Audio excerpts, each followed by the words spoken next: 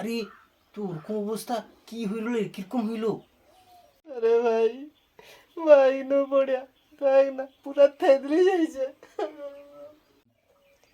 Doctor তার উপরে কি কইছে যাও, ওরকম ঝুলি করে 1 সপ্তাহ শুয়ে রইতে কইছে।